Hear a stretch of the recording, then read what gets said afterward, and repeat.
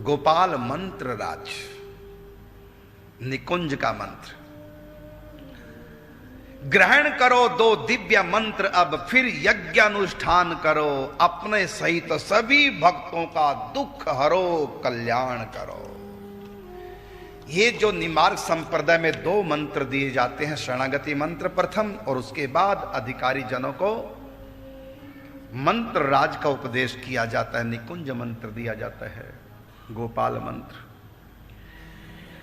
इन दो मंत्रों में बहुत शक्ति है। यदि कोई निष्काम निष्पाप होकर के इन मंत्रों का अनुष्ठान करे, कलयुग 400 कोस बैक मार जाएगा, पीछे हट जाएगा, विघ्न बाधा नहीं कर पाएगा। और बीमारियों के नाम से जो विघ्न बाधा आते हैं, ये भी बीमारियां विघ्न नहीं कर पाएंगे।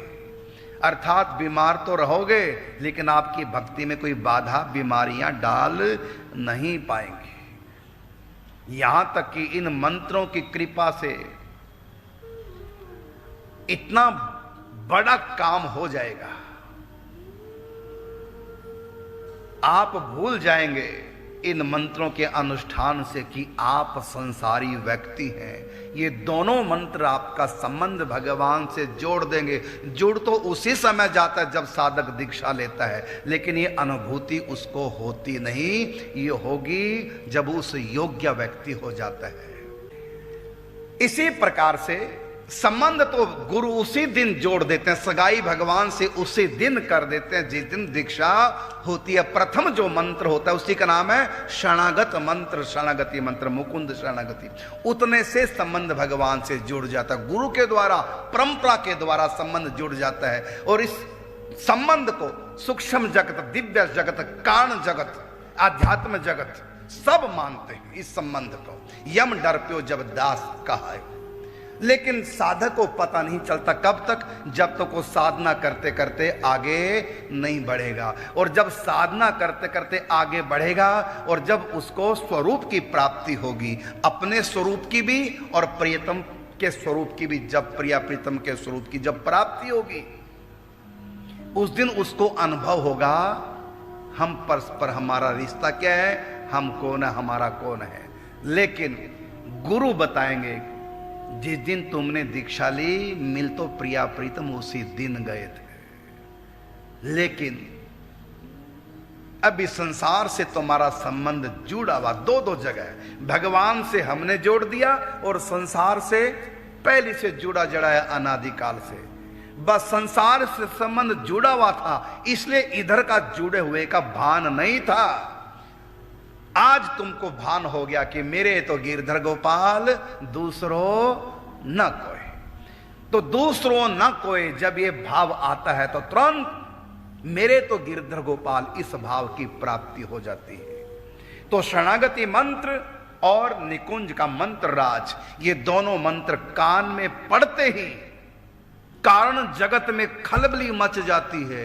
उसी समय ब्रह्मा जी मधु पर्क घोलने लग जाते हैं, इसको दीक्षा मिल गई है निकुंज की, अब ये निकुंज धाम में जाएगा, रास्ते में ब्रह्मलोक आएगा। जब ये ब्रह्मलोक से होकर के आगे जाएंगे तो मेरे ब्रह्मलोक में जब आएंगे तो मैं इनके स्वागत में मधु पर्क इनको पान कराऊंगा, इनका स्वागत करूंगा।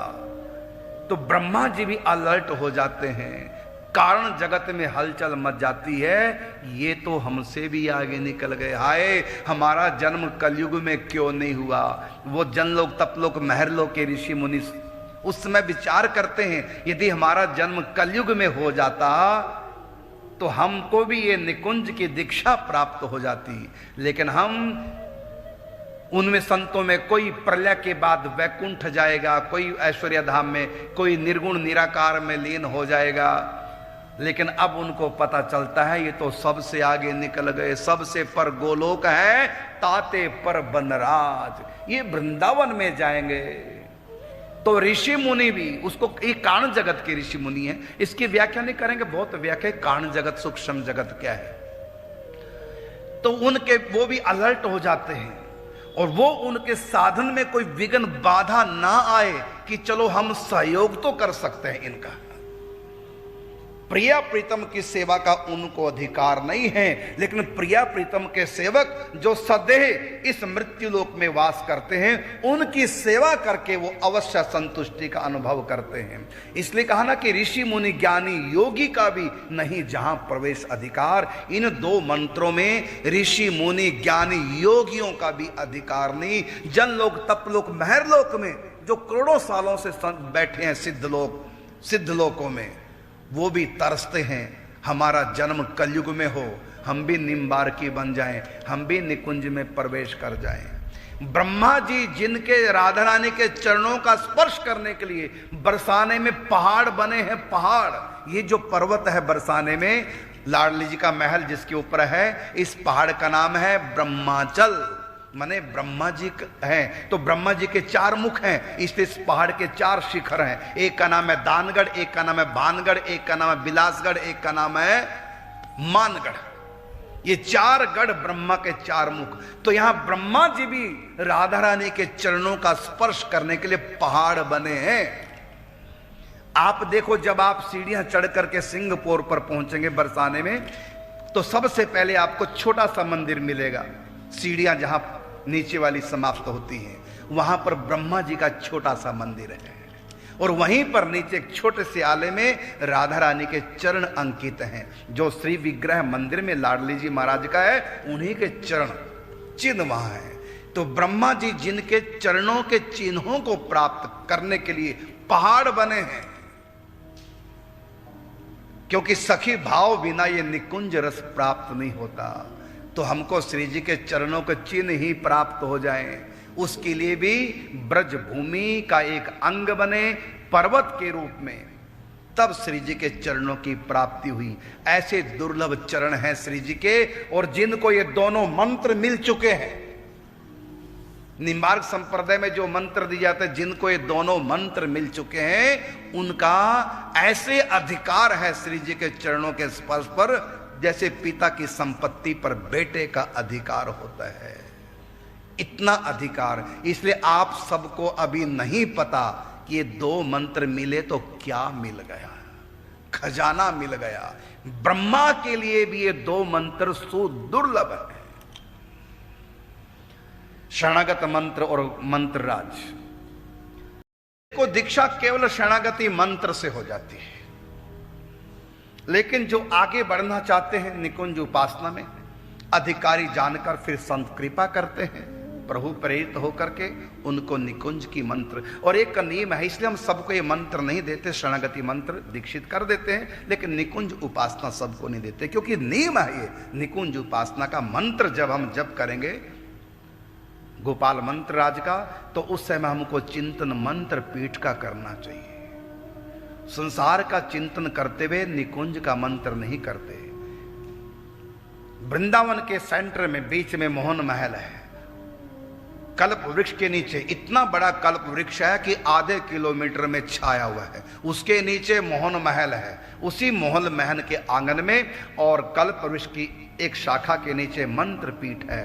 पहले गोल चबूतरा है, 8 दिशाओं में 8 अर्धचंद्राकार सीढ़ियां, एक एक सीढ़ी, और उस गोल चंद्र को गोलाकार उस पीठ पर फिर अष्टकोण पीठ है, उस पे 8 सिंहासन है। 8 सिंहासनों पर 8 महारानी, 8 सखियां रंग देवी आदि विराजमान है अपनी 72 सखियों को लेकर के, और गोलाकार में। और उनके ठीक बीच में लाल रंग का, सुबह सुबह का सूर्य जिस रंग का होता है, इस रंग का, अरुण रंग का सिंहासन है। सिंहासन के पास सामने चरण पीठ है और ऊपर छत्र है, उस पर प्रिया प्रीतम विराजमान है। सहस्त्रों सखियां हाथों में प्रिया प्रीतम की सेवा सौंज लेकर के खड़ी हैं, जय जयकार कर रही हैं, नमस्कार कर रही हैं, बलिहार जा रही हैं, अपने भाग्य को मना रही हैं। इस दृश्य का चिंतन करते हुए मंत्र जाप किया जाता है निकुंज का। यदि हम संसार की बातें, संसार की के चित्रों को मन में सोचते हुए मंत्र पीठ पे न जा करके और मंत्र का जाप करें, तो मानो हम मंत्र का तिरस्कार कर रहे हैं। ऐसे तिरस्कार कर रहे हैं जैसे कि किसी मेहमान को बुलाया और भोजन के लिए कराने के लिए उनका आसन बनाया लैट्रिन के अंदर, बाथरूम में, लो बैठो यहां प्रेम से भोजन करो। क्या ये अच्छी बात है? क्या इतना पवित्र भोजन अपने प्रिय मेहमान के लिए क्या वही स्थान है भोजन कराने का? तो ये संसार तो गंदगी का ढेर है, माया का ढेर है। क्या हम निकुंज का मंत्र माया का चिंतन करते हुए करेंगे? इसलिए मंत्र पीठ का चिंतन करते हुए निकुंज मंत्र का जाप करना होता है और फिर बहुत जल्दी भगवत कृपा प्राप्त हो जाती है। तो देवऋषि नारद जी ने दोनों मंत्र देकर, क्योंकि देवऋषि नारद जी इन दोनों मंत्रों के प्रदाता हैं। ये दोनों मंत्र स्वयं भगवान श्री कृष्ण राधा माधव ने निकुंज से कहा ना, निकुंजस्थम कलात्मानम निकुंजस्थम गुरु रूपम सदा भजे। कलात्मानम राधा माधव की कला, अवतार हंस भगवान, ये दोनों मंत्र हंस भगवान ने दिए सनकादिक ऋषियों को, और सनकादिक ऋषियों ने देवऋषि नारद जी को, और देवऋषि नारद जी ने यही मंत्र दिए हैं निम्बार्क भगवान को, आचार्य पीठ दी निम्बार्क भगवान को, और मंत्र निम्बार्क भगवान को भी दिया, और उससे पहले निम्बार्क भगवान के माता पिता अरुण ऋषि एवं माता जयंती को भी ये दो मंत्र दे करके उनको वैष्णव बनाया। देवऋषि नारद जी तक इस संप्रदाय का नाम था सनक संप्रदाय, और निम्बार्क भगवान के बाद इस संप्रदाय का परंपरा का नाम पड़ गया निम्बार्क परंपरा, निम्बार्क संप्रदाय।